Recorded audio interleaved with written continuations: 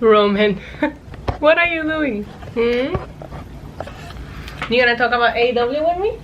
To the demon level, body slamming through the rubble. Hosted by your demon diva, queen of sad style Lisa. Champions and main events, hot and cold and all your questions right here. Hi there, my little demons and divas. Bienvenidos. Welcome back to my channel. ¿Qué es la que hay, mi gente? Estamos activados. Aquí llegamos. What is going on? It is I, Isa, aka the Demon Diva, back by popular demand talking about AEW. I have a compilation of some reactions I will be uploading later. After next week, I will start uploading reactions individually. Yesterday, as you guys know, was a tough day because it was like watching the news and trying to watch wrestling, which was a great distraction, don't get me wrong. So yeah, I told you guys I will bring the high fives and here they are. But before I get started into talking about a very good AEW episode, I must say so myself, please make sure to hit the subscribe button and the notification bell so you get a notification every time I upload a new video. Also, if you guys would like to follow me in any of my other social media, it is at NYC Demon Diva on Twitter, Instagram, and TikTok. All of my platforms have been growing and I greatly appreciate you guys following me and supporting me everywhere. But without further ado, let's talk about my 5 favorite things about last night's episode of AEW, which it was New Year's Bash night 1 and it was loaded. If I do say so myself, we're drinking some wine tonight. Let's just start. I have notes. Okay? So, like I said, great show. I enjoyed myself overall, and for me being a newer AEW viewer and not being too familiar with some of these characters, I can't complain about, you know, how, I don't know, I didn't feel as lost as I felt when I watched Wrestle Kingdom. And actually I still enjoy Wrestle Kingdom. I have a review coming this weekend. I recorded it and my audio was trash, so I gotta do it all over again. That's off topic. Let's start with the first thing that I really loved about this week's episode of AEW Dynamite New Year's Bash was Jon Moxley's promo. Now, if you guys have been a long-time subscriber of the channel, you guys will probably know that I am not the biggest Dean Ambrose fan. I liked him in the Shield, but when he wasn't in the Shield, he was just not my cup of tea. And I have to say that my battery's dying. Shit.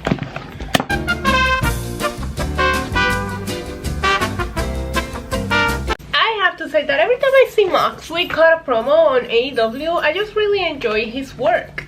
And maybe they're just letting him be more genuine. As you guys know, WWE scripts a lot of their promos, so he's just coming out there saying something that's on paper as opposed to saying things that just make you more real, you know, like, and when you write your own promos or you just come out there and say what it is when you're a professional like Moxley, it just comes off better.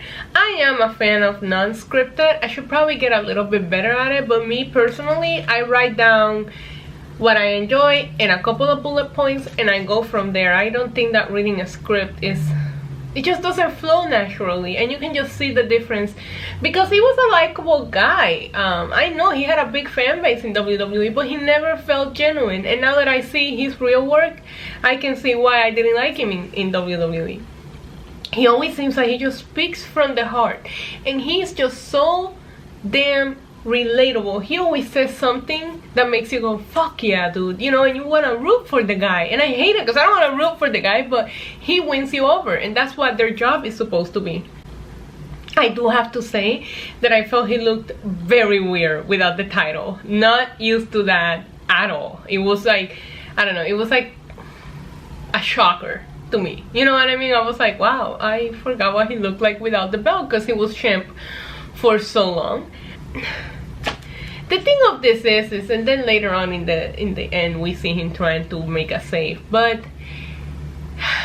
when you see the end and you see Omega, he's aligned with the TNA people now. He's got his own little Bullet Club going on. I can't help but to wonder, does Moxley need a stable, but I also feel like there's so damn stables and factions in AEW that I don't want to see another one, and I don't know that Moxley should join any of the current stables. So it's like, okay, so I think we should just keep him as a Lone Ranger, but somebody has to help him. There's too many dudes for him to take on. I don't care how much of a Superman he thinks he is. It's unrealistic. So I just hope he does go after Omega and he does go after his title, but I like seeing. We'll get to that. Okay, so the second thing that I really liked on my high fives was the new TNT Belt. Angel sang. I think I have a reaction to when I first saw it. It will be in my reactions compilation video, but it's beautiful and it goes with their aesthetic. I'm not a big fan of their belts, especially that women's belt. That's the one that they should retire. But the TNT belt, if you put your TNT champion now next to your AEW champion, they look like they're champions of the same company. The old TNT belt just didn't belong, and it just looked like it was somebody from a different promo. Almost like how Brian Cage looks with that whatever title he uses that means nothing, which is on my notes here. Like, why does he have that belt? But in that segment, there was a couple of things that I just didn't feel like it made sense, and I want to get behind that because I feel like the TNT title is your mid-card title to elevate people. I cannot get behind Darby. I don't find him credible, but maybe I just need to watch his work more because you guys know I'm not an avid watcher, so I'm not familiar with his in-ring capabilities. That being said, he cuts this promo where he's just like, oh, this has been going on my whole life and I'm ready to fight all of you. So he picks up his skateboard, and first of all, it's not smart. Why would you fight all these big dudes before your big title match? And number two, then Sting makes his run in, and I'm sorry, I know, you guys know I wasn't excited for it. I'm still not excited for it. I never get excited from Legends returns because I feel like every time a legend returns, you're killing your current talent. I don't know what the fuck Sting's doing here. It's every week it's the same thing, and it's just like, okay, what is the point? And what's with the snow? Is it because he's as old as the snow? Like, I don't understand. So I need this thing to go somewhere, otherwise it just seems very repetitive and it's losing its magic.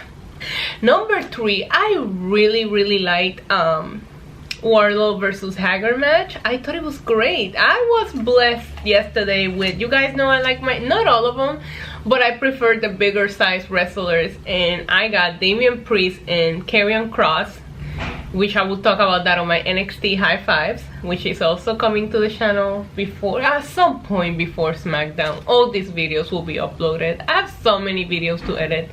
It's insane. But then I got that match on NXT, and then I got these two big dudes on AEW, so I was in heaven. It was so good for their sizes. It started a little slow, but it really picked up. I feel like this was the week of big dudes doing amazing things in the ring, and I think that's beautiful. We had Drew McIntyre and Keith Lee killing it on the main event on Monday Night Raw.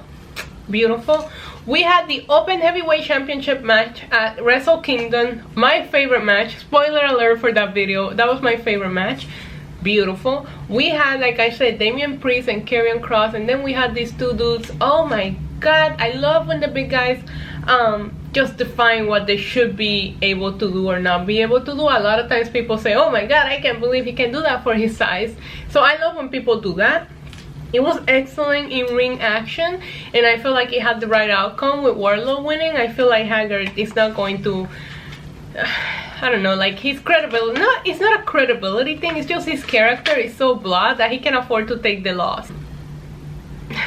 I did hate that they call Wardlow's finisher the F10, but that's because Brock is my favorite, okay? Number 4 was the title match, the main event, Kenny Omega against Phoenix. The entire match himself, I just loved it. I actually was very impressed with Phoenix. I actually was more impressed with him than Omega, but I'm very new to learning about Phoenix and his in-ring capabilities. And with Omega, I know what he can do. I've seen matches of his here and there. So for me, this was new. And I was like, holy shit, this guy's amazing. I know, you guys are gonna be in the comment like, yeah, we know he's amazing. But listen, I'm a newbie to this, okay? I put on my notes, Kenny Omega is good at this wrestling thing. And I also put on my notes, Kenny is still putting on matches of the year candidates on Wrestle Kingdom week. Of course, we're not gonna have a bad Kenny Omega match in Wrestle Kingdom week, right? Yeah, that match had insane spots. That's a match that I will tell people you should go out of your way to watch, and that's not something that I'm used to saying when it comes to AEW. So there you go. Number 5, I just wrote down, holy shit. And you guys know where I'm going with this. It's Bullet Club time, and I loved it. It was mayhem, it was a mess, it was a cluster. Fuck.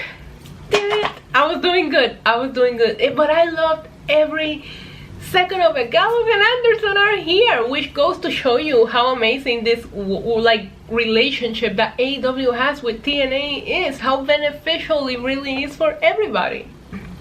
I need to see where this goes, but just seeing Omega, Gallows and Anderson, and then the Young Bucks join in, it was just the level of excitement. It was just incredible. I have other honorable mentions, but I only do 5 things, so I ran out. So like I say, the Bullet Club, Kenny Omega versus Phoenix, the AEW title match itself, the new TNT Belt, John Moxley's promo, and Wardlow versus Hager were my 5 favorite things on this week's episode of AEW Dynamite. Would love for you guys to go in the comments and let me know what your favorite 5 things were and what you're looking forward to on night 2 of New Year's Bash. In addition, or honorable mentions, or not even honorable mentions, but I have some side notes for you guys. I put Snoop Dogg hit an awful splash, but he did it, which he never really got involved. Did he get involved in in-ring action in WWE? I don't remember. Also, I just want to say, unpopular opinion, but Snoop Dogg stays ruining entrances songs that do not need ruined. Cody Rhodes' entrance song was perfectly fine, and so was Sasha Banks' songs. I'm sorry, Snoop, but those entrances songs, they did not need any help. Okay, buddy, so I know you put a lot of hard work. I like when he walked Sasha out at WrestleMania 32. I was actually there for that, and I thought that was gangster. But we didn't need to change the whole song, and Cody Rhodes' entrance song is really good. Just like, you know, the way that it was. Guys, I really enjoyed myself watching AEW this week. Hope you guys enjoyed it as well. I have a compilation of reactions coming in, and I also have my AEW's High Fives in Espanol.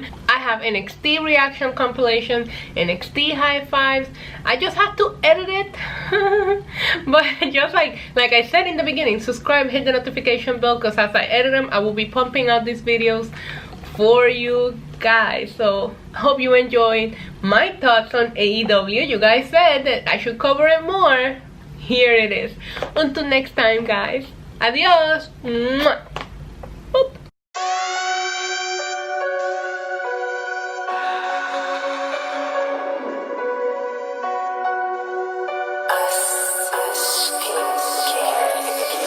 Yeah, Demon Diva, quite the screamer.